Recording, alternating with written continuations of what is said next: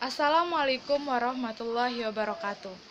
Nama saya Janaria Putri Isla dengan NPM 20044200016. Saya dari Fakultas Keguruan Ilmu Pendidikan Bahasa dan Sastra Indonesia Universitas Tridinanti Palembang. Saya akan mempresentasikan yang berjudul Membaca Dalam Hati yang PPT-nya dari Devita. Baiklah, membaca dalam hati. Apa itu membaca dalam hati? Membaca dalam hati adalah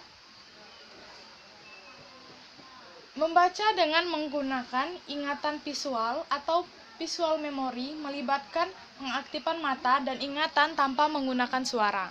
Selanjutnya, tujuan membaca dalam hati.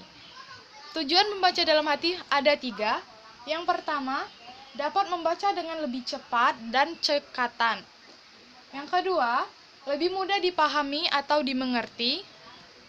Yang ketiga, tidak mengganggu orang lain di saat kita membaca. Selanjutnya, manfaat membaca dalam hati. Manfaat membaca dalam hati yang pertama, mempercepat pemahaman frase-frase, memperkaya kosakata. Yang kedua, membaca dalam hati jauh lebih ekonomis karena dapat dilakukan di segala tempat. Membaca dalam hati terbagi menjadi 2. Membaca ekstensif dan membaca intensif. Membaca ekstensif yaitu berarti membaca secara luas. Membaca ekstensif meliputi membaca survei, membaca sekilas, dan membaca dangkal. Membaca survei. Membaca survei meliputi dahulu apa yang kita telaah dengan cara memeriksa, meneliti indeks kata-kata yang terdapat dalam buku-buku. Yang kedua, meneliti judul-judul bab yang terdapat dalam buku yang bersangkutan. Yang ketiga, meneliti bagan, skema, dan outline buku yang bersangkutan.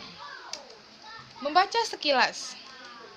Membaca sekilas adalah sejenis membaca yang membuat mata kita bergerak dengan cepat, memperhatikan bahan tertulis untuk mendapatkan informasi. Tujuan membaca sekilas. Yang pertama, memperoleh kesan umum. Yang kedua, yang selanjutnya membaca dangkal. Membaca dangkal adalah kegiatan membaca yang bertujuan untuk memperoleh pemahaman yang dangkal yang bersifat luaran yang tidak mendalam dari suatu bacaan. Membaca intensif. Membaca intensif yaitu studi seksama, telaah, teliti dan penanganan terperinci yang dilaksanakan dalam jangka waktu kira-kira 2-4 halaman setiap harinya. Hakikat membaca intensif. Memerlukan teks yang panjangnya tidak lebih dari 500 kata. Tujuan membaca intensif yaitu memperoleh sukses dalam pemahaman penuh serta mencapai tujuan yang termasuk ke dalam kelompok membaca intensif. Yang pertama, membaca telaah isi, yang kedua, membaca telaah bahasa. Keterampilan yang dituntut dalam membaca dalam hati yaitu kelas 1.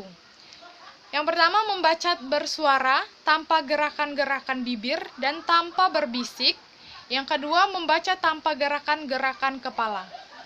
Selanjutnya, kelas 2. Yang pertama, membaca tanpa gerakan-gerakan bibir atau kepala. Yang kedua, membaca lebih cepat secara dalam daripada secara bersuara.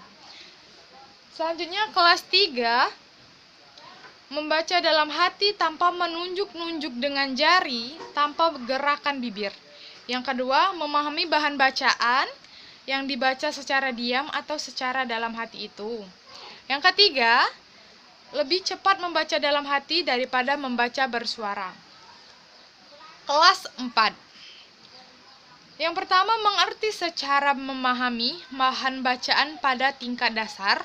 Yang kedua, kecepatan mata dalam membaca kata per detik. Selanjutnya, kelas 5.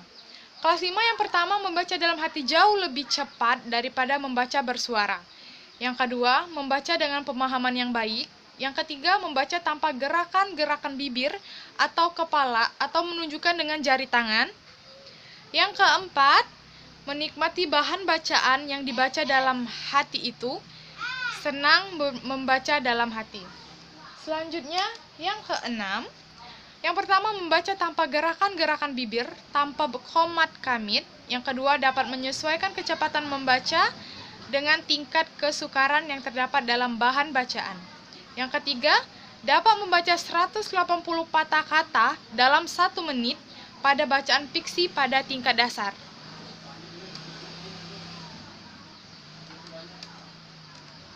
Baiklah, itulah presentasi dari saya.